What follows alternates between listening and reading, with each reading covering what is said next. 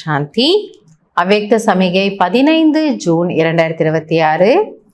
मन वाणी कर्म में सरलता और सहनशीलता ये दोनों आवश्यक है। பாபா சொல்றாரு, மனம் சொல் செயலில் இந்த மூன்றிலும் கூட சரளத்தன்மை மற்றும் சகிப்புத்தன்மை இது இரண்டுமே அவசியமாகும். ரெண்டுமே வேணுங்கிறார். ஈஸி நேச்சராகவும் இருக்கணும், ஆனால் அதே சமயத்தில் கொஞ்சம் சகிப்புத்தன்மையும் நமக்கு வேணும். अगर सरलता है सहनशीलता नहीं तो भी श्रेष्ठ नहीं. நம்ம நம்முடைய சகிப்புத்தன்மை குறைவாக இருக்கு, ஆனால் சரளத்தன்மை இருக்கு. உண்மையில் அப்படி இருக்க முடியாது. ஏன்னா சகிப்புத்தன்மை இருந்தால்தான் நம்மளால் எப்படி இருக்க முடியும், சரளமாகவே இருக்க முடியும். பொறுமைத்தன்மை இல்லைன்னா சரளத்தன்மைங்கிறது ரொம்ப தூரத்தினுடைய விஷயமாயிடும். सरलता के साथ सहनशीलता भी है तो शक्ति स्वरूप कहा जाता है.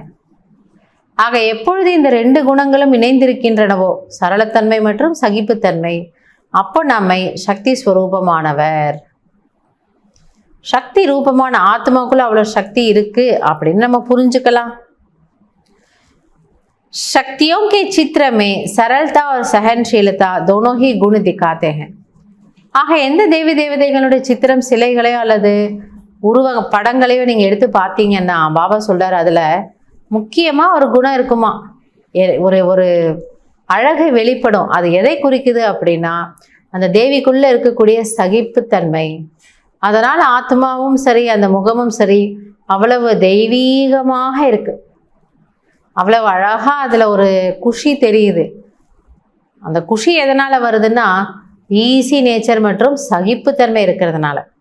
அது இல்லைன்னா முகம் எப்படி இருக்கும், வாடி போயிடும், கேள்விக்குறியோடு இருக்கும், கவலையோடு இருக்கும், பாயாப்பா அப்படின்னு இருப்போம். அப்படி இல்லை, ஆத்மா உள்ள குஷியாக இருக்குது, சிம்பிள். அதனால் பாபா சொல்கிறாரு, அதுதான் உங்களுடைய சக்தி ஸ்வரூபம். अभी की रिजल्ट में कहाँ सहनशीलता अधिक है, कहाँ सरलता अधिक है. अब इन दोनों को समान बनाओ. ஆனால் சில இடங்களில் பாபா பார்க்குறாரா, அளவுக்கு அதிகமான சரளத்தன்மை, அது ஒரு விதமான கேர்லெஸ்னஸும் சொல்லலாம். எதுக்குமே கவலைப்படணும்னு பாபா சொல்லலை. அது எப்படி சொல்கிறது, அதான் ஒரு அஜாக்கிரதை. பரவாயில்ல இருந்துட்டு போட்டோம். இப்போ ஃபார் எக்ஸாம்பிள் ஸ்ரீமத்தில் பரவாயில்ல நான் இந்த ஸ்ரீமத்தை மீறி நடந்துக்கிறேன் அப்படின்னு சொன்னால் அது சரளத்தன்மை இல்லை இல்லையா. ஈஸி நேச்சர், இவங்க ரொம்ப ஈஸியாக இருக்காங்கப்பா அப்படி சொல்ல முடியாது. அங்கே நான் அதில் கவனமாக இருக்கணும், ஆனால் சரளமாக இருக்கணும். ஸோ அந்த மாதிரி சில இடங்களில் ரொம்ப நம்ம ஈஸி நேச்சரில் போயிடுறோமா, அதுவும் தப்பு. சில நேரம் சகிப்புத்தன்மையினுடைய உச்சம். ஆனால் இது ரெண்டே பேலன்ஸ் வச்சுக்கோங்கிறாங்க பாபா. இது ரெண்டுக்குமான சமநிலை இருந்தால் நாம் மகிழ்ச்சியோடு வாழ முடியும். ஏன்னா இந்த விஷயத்தின் மீது நம்ம இன்னைக்கு கவனம் கொடுக்கலாம். சரளத்தன்மையும் அது தவறான ஒரு ஆஸ்பெக்டில் போயிடக்கூடாது.